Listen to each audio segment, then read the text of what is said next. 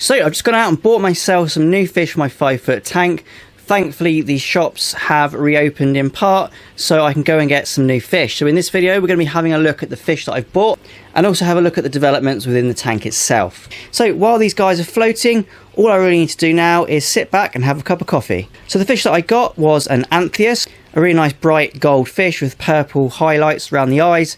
I've got an azure damsel for a bit of blue and yellow. Lots of people don't like damsels, but I've never had any issues with them, especially in this tank. It's going to be quite a big tank, and the fish that are going to be in there are going to be quite boisterous, so it shouldn't be an issue. I've also got a little twin spot blenny, such a cute little guy. He's only a couple of inches length, and I can't have a tank without a blenny in it. They're just such cool characters. And then I've also got a little wrasse here. This is a sea fighter wrasse. I've always wanted one of these fish just because I love the colours on them, the red and the white belly, and then they've got these black fins, really deep black fins when they're older that pop out the bottom of them. Really quizzical little guys, swim about, mind their own business. And then what happened was I went back to the shop the next day and I bought some more fish because there were some things in there that caught my eye, but I decided not to get them, and then I regretted my decision and went back. So I've got a pair of Clarky clowns. Clarky clowns are my favourite types of clownfish. If you want a clown that's particularly peaceful and doesn't bother anything, Clarky clowns I've found to be the best. I'm not a massive fan of Peculiar or Ocellaris type clowns, even, you know, all the weird and wacky shapes and colours they brought out now. I'm not a fan of them, so I prefer more of the Clarky type clownfish. And I've also got a little yellow goby. I like these fish, and it's part of the theme in this tank now will be to add little fish in here, add lots of detail, all sorts of interesting characters that mind their own business, and when you're looking at the tank you always see something new happening within it. And the other thing that's happened is obviously the macroalgae has started to grow. There has been a little bit of a die-off initially, and macroalgae does tend to do that. So you add your macroalgae from wherever you bought it and it can melt back a little bit like cryptocorin, if you're aware of cryptocorin melt. It does a little bit like that, and then it comes back with a vengeance. So the Caulerpa has done really well. We've got two types on this end. We've got the Prolifera and what I think is Taxifolia, although there's loads of different fern-like macroalgae that you can get. And they all kind of look very similar, so I'm not 100% sure, but I think that's Taxifolia. And then over here we've got this random Caulerpa that started growing. I believe it's Caulerpa peltata, which is a type of racemosa, I think, but it's a cute little dwarf racemosa-y type macroalgae. I really like it. I'm going to let it grow. Obviously it's going up the rocks here, so might be contrary to my plans. I need to keep that under control. And then all of the red macroalgae I've put in here have done really well, or starting to do really well.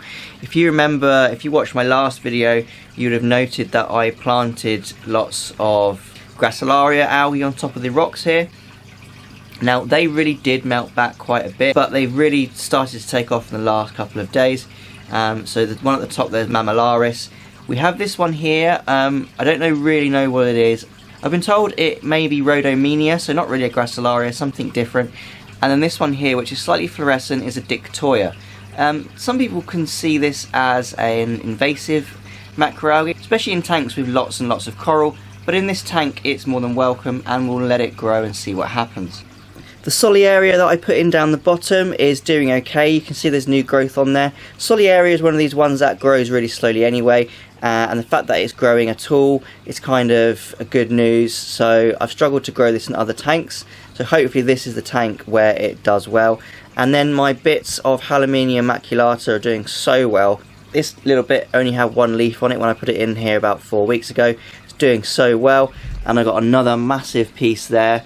That hasn't got a holdfast attached to anything. I did have it in a shell, but super glue doesn't really hold Hallomenia very well because it's so slimy. So now I'm having to hold it with a clip. So it looks okay, they're up on a clip. The Botricladia is doing okay. I do find Botricladia tends to lose its grapes initially, especially when you put it into a non-mature tank. It doesn't seem to like immature systems, and this is kind of typical for it. So if you put it into a tank that's not very mature, has constantly moving water chemistry, then this is kind of what you're going to expect. The grapes are going to be growing and then dropping off. Once the tank's mature and established, like my main systems, then I found that the Botricladia really settles down and grows really nicely.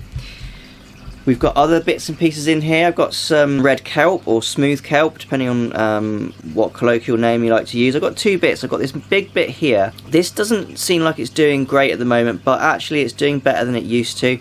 This piece here was just a stem with nothing really going on with it. Obviously it's got a few epiphytes on there, some green hair algae, which hopefully will die off. But you can see there's new growth on there, so pretty hopeful that this will turn into a large plant. And then we've got a little piece down here which was just a tiniest little fragment of a stem, and it's growing lots and lots of leaves. So you know, it's not the fastest grower. A couple of months hopefully we'll have some large leaves on there. And on the back there I've got some clips of different things. So this is a new Gracilaria I've got. I think it's Gracilaria hei.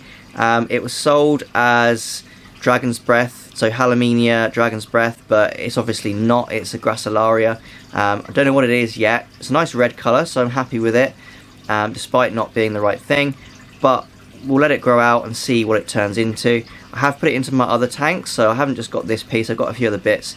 So hopefully if this bit dies, which it shouldn't do, but if it does, I've got backups. And then at the back there in the middle I've got some more Gracilaria mammillaris, and then either side of that we've got some Cryptonemia crenulata. Now they look a bit ratty, and that's because they are. These were bits of stem that I got off my mother algae which melted, and all I was left with was some sort of sprigs of stem which I broke up and put on these clips. Now little leaves are coming out of it, so that's a good sign. It should hopefully now come back. It does look a bit rubbish, but eventually that should be a nice big chunk of Cryptonemia. And then in amongst everything we've got some Codium. There's some brown Gracilaria in there.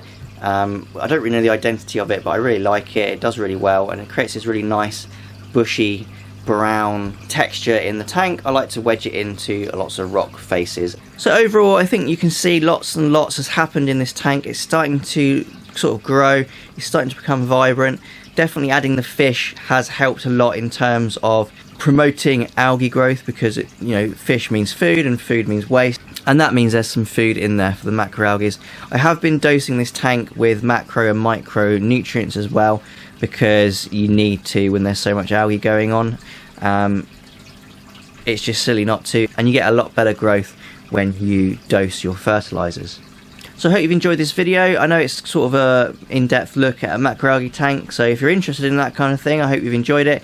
If you're not interested in it, I assume you've already probably left the video. So thank you so much for watching. If you've liked this video, please remember to leave a like below. It really helps me be found on YouTube. It helps all the search algorithms, so definitely leave a like if you've enjoyed the video. Also subscribe to my channel if you haven't subscribed already, and then you can see all of my new content as it's released. So once again, thanks very much for watching, and happy fish keeping.